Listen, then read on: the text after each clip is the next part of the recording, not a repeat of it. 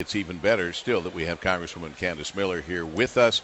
You had the National Defense Bill, how that affects suffrage, the National Highway Bill. You've been attached to that. We're going to talk, if we have time, a little bit about airport security, because that's always a concern of yours.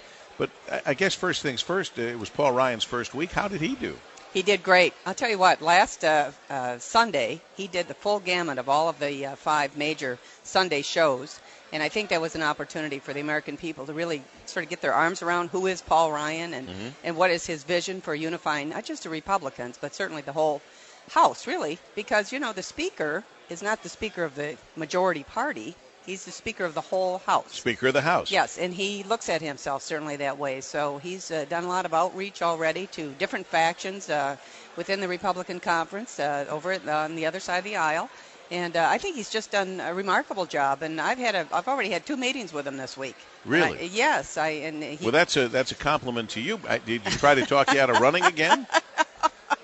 Well, I'm the chairman of something called the House Administration Committee, and we have jurisdiction over all the House officers, the Capitol Police, various things. And so I basically said, Speaker, whatever, you've got a lot of things on your plate. You don't have to worry about this stuff. I'm taking care of business here.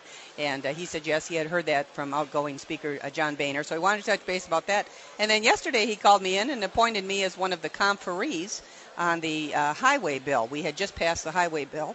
And so now what's that mean, you're a conferee on the highway bill? What that means is the House and the Senate have to conference and come to an agreement on a final bill.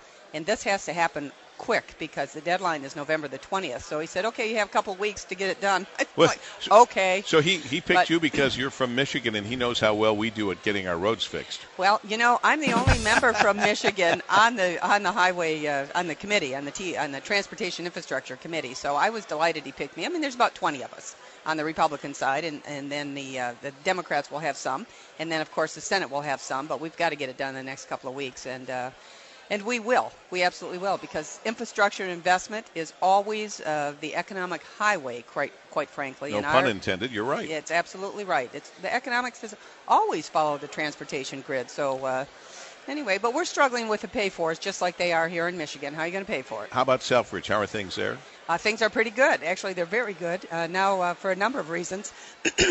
Excuse me. First of all, the what we call the NDAA, the National Defense Authorization Bill, passed yesterday, which will go to the Senate. That will also pass. The President will sign it into law. That will keep the A-10s, not just at Selfridge, but within the national inventory, in place for another year.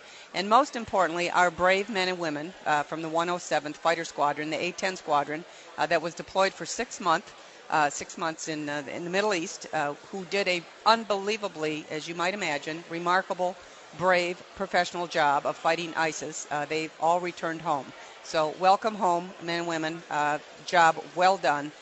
We just love you and are so proud of you. Well, Congresswoman Candice Miller, happy Thanksgiving. Thanks for stopping by. Thanks so much. Happy